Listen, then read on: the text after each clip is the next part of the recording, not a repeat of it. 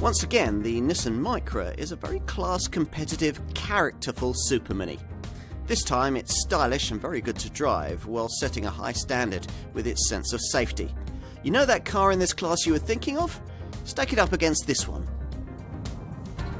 One of the reasons that Nissan has been so freed up to develop other aspects of this Micra is that it hasn't had to worry much about the oily bits.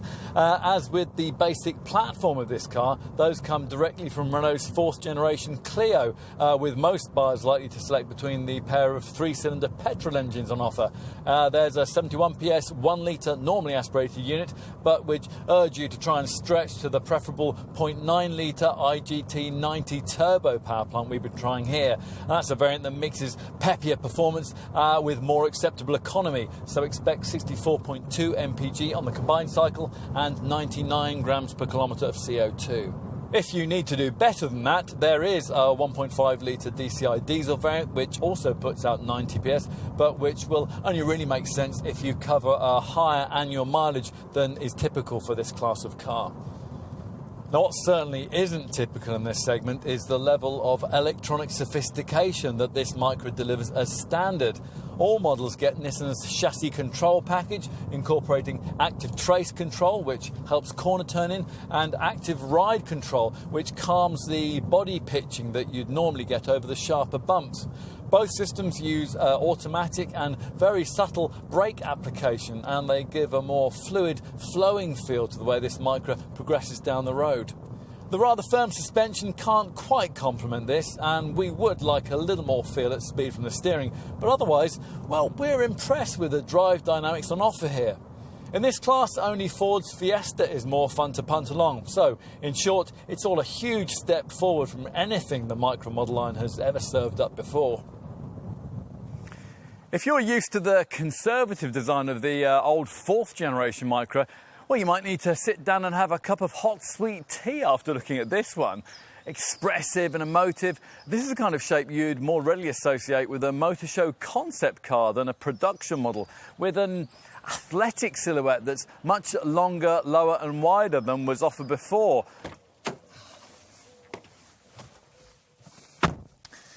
So, time to take a seat in the front and look around this cabin. And this is an area in which previous Micra customers will be seeking the most improvement.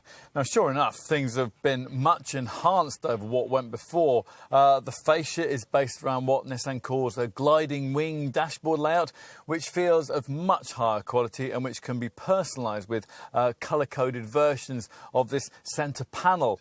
Through this D-shaped multifunction steering wheel, the instrument cluster is very much as you'd find on a more expensive Qashqai crossover model. And this 5-inch TFT screen can either be set to show everything from navigation to performance data, or it can be used to customise many of the car's electronic systems. Anything this monitor can't tell you will probably be covered off by the 7-inch centre dash infotainment touchscreen that you get, providing you avoid that entry trim level. Probably the extra technology helps to influence the greater perception of quality this time around. And our favourite touch here is the optional Bose Personal Premium Audio System, which comes with 2 speakers actually built into the driver's headrest. So let's take a seat in the rear. Now, because of this swept-back styling, we didn't expect the kind of space back here that might be offered by a boxier-looking rival like, say, a Skoda Fabia or a Honda Jazz. Fortunately, as Nissan knows perfectly well, most Super Mini buyers use these pews primarily for children, and they'll be more than satisfied with what's on offer here. Shoulder width, well, that's also fine for 2, thanks to the extra 78mm of width that this car enjoys over its predecessor.